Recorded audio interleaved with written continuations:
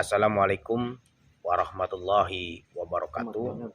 Sahabat channel Majasi Tapak TV dan terkhususnya untuk saudara-saudara Majasi Tapak TV yang telah mengikuti program keilmuan portal gaib. Di dalam program keilmuan portal gaib ini dikhususkan kepada saudara-saudara yang selama ini telah banyak mengalami kegagalan dalam mempelajari keilmuan gaib, terkhususnya dalam bidang penglihatan di alam antah berantah. Alam antah berantah atau alam sebelah adalah sebuah alam yang banyak sekali dihayalkan, baik dari kalangan spiritual maupun dari luar spiritual, berhayal bagaimana minimal dapat mampu merasakan, melihat apa yang dimaksud dan apa yang ada di dalam dunia antah berantah.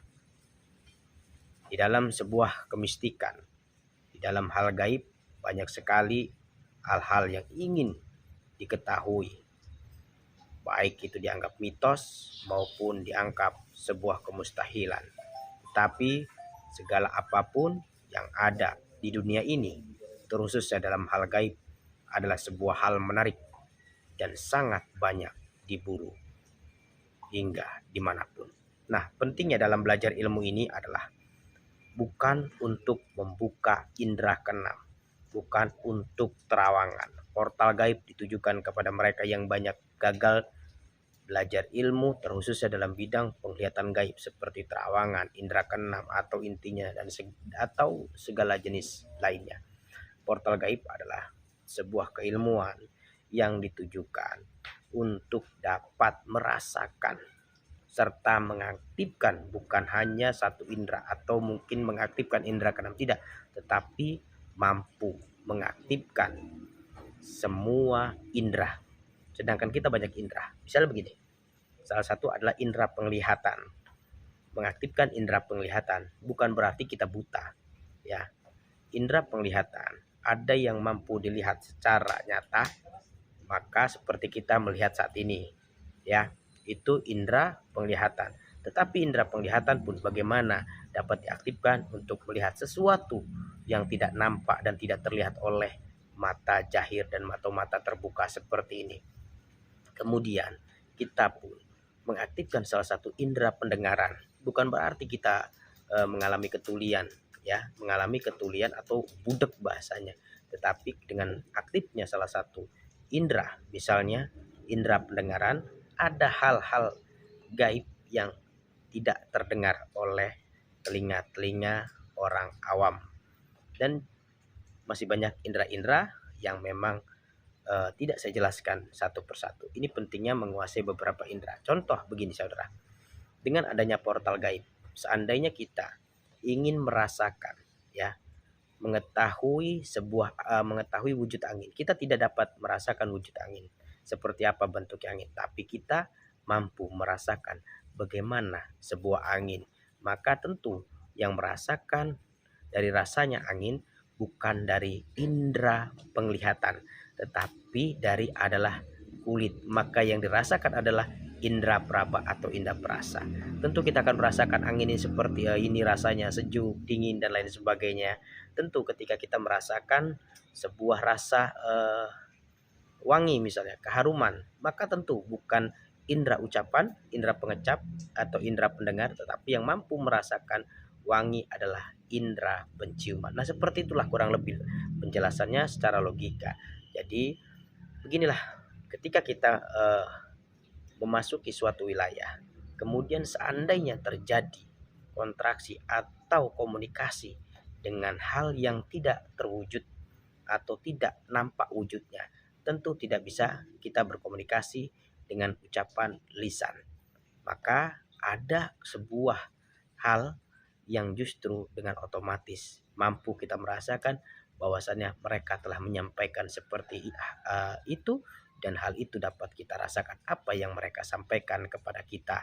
Jadi ada hal ketika indera kita sudah aktif, segala macam indera ya, dalam arti kita memiliki indera. Misalnya tadi indera penglihatan, bukan berarti kita mengaktifkan indera penglihatan kita buta, tidak, tapi indera yang mampu melihat segala sesuatu yang tidak nampak. Nah, portal gaib adalah jika portal itu kan pintu. Kalau portal sudah terbuka, bukan berarti kita terus menciptakan sebuah pintu, tidak.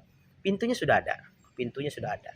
Dan kita pun dengan adanya portal gaib, kita akan mengetahui di mana titik-titik pintu tersebut.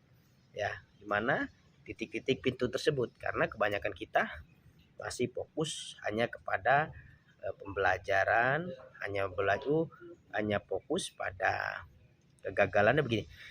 Hanya fokus pada amalan, tetapi kita tidak mengetahui di mana ada titiknya tersebut. Contoh misalnya kita begini, ketika kita menterapi seseorang yang terkena penyakit, tentu kalau misalnya kita menterapi seseorang karena penyakit, misalnya karena pegal, tentu kalau kita cuma pencet-pencet biasa, ya tekan-tekan biasa, ya memang ada terasa. Tetapi kalau kita menekan pada titik saraf yang tepat, maka tentu hasilnya jauh lebih luar biasa. Begitu juga dalam portal gaib.